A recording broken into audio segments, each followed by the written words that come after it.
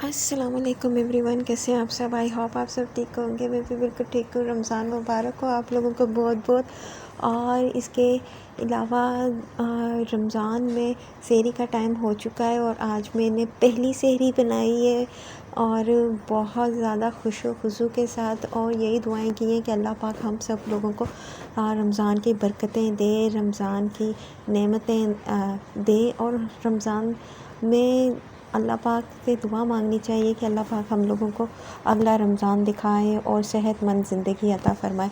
यहाँ से मैं अपनी सहरी की शुरुआत करती हूँ। यहाँ मैं किचन में आ चुकी हूँ और किचन में आके मैंने सबसे पहले मैंने आपको बताया था कि मैंने पहले ही सालन हंडिया बना ली थी रात में ही, और उसके अलावा मैंने यहाँ पे चाय और पराठे बनाना शुरू कर दिए थे क्योंकि आज हम लोगों ने अंडे नहीं बनाने थे और हमने मतलब जो सालन बनाया था गोश्त के साथ सब्ज़ी की भुजिया वही हमने खानी थी।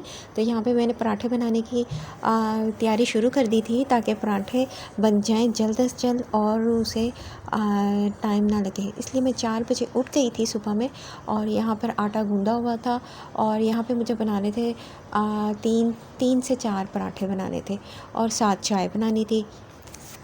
यहाँ मैं फटाफट लग गई थी चाय बनाने। यहाँ चाय मैंने रख दी थी चीनी पत्ती डाल के, और इसके बाद मैंने सबसे पहले पराठा तवे के ऊपर डाल दिया था कि ताकि जल्द से जल्द बन जाए। यहाँ मैंने पराठे को घी लगा लिया था और मैं यही बात करूँगी कि अल्लाह पाक हम सबको खुशियाँ अता फ़रमाए, रमज़ान की बरकतें अता फ़रमाए और हमारे घरों में हमारे रिज़्क़ में बरकत अता फ़रमाए।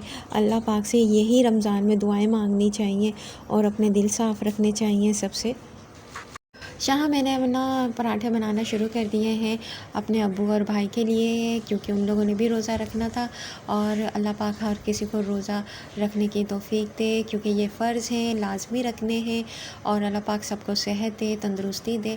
यहाँ नॉर्मल सी मेरी बिल्कुल सिंपल सी मेरी सहरी है पहली, क्योंकि इतना ज़्यादा तो इंसान बना के खा नहीं सकता, तो जो इंसान खा सकता है वही बनाए।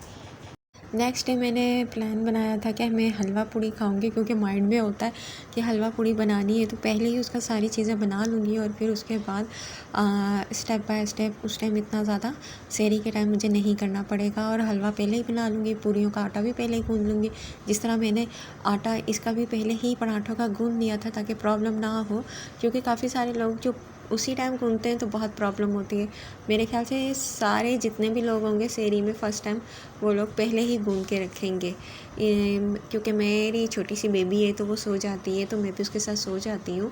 तो उसके बाद सहरी में उठी थी मैं 4 बजे के बाद। काफ़ी सारे ऐसे लोग होते हैं कि जो सहरी पूरी रात जागते हैं और फिर उसके बाद ही सहरी कर कर सोते हैं और नमाज़ वगैरह पढ़कर, कुरान पाक पढ़कर। तो ये भी अच्छी बात होती है कि वो मैनेज कर लेते हैं। लेकिन मैं छोटी बेटी के साथ हूँ, मतलब मेरी छोटी सी बच्ची है, तो मेरा उसके साथ मैनेज करना ये होता है कि मैं पहले थोड़ी सी नींद ले लूँ, क्योंकि सारा दिन हम लोग जाग रहे होते हैं। बच्चे जो होते हैं वो थोड़ा टाइम सोते हैं, उसके बाद वो उठ जाते हैं और उसके बाद वो तंग करते हैं। उस बच्चों ने सोना सिर्फ रात में होता है, दिन में उन्होंने खेलना कूदना होता है। तो उस हिसाब से फिर ये रूटीन सही होती है कि हमें भी थोड़ी सी नींद ले लेनी चाहिए। जो माएँ होती हैं उनको भी नींद ले लेनी चाहिए।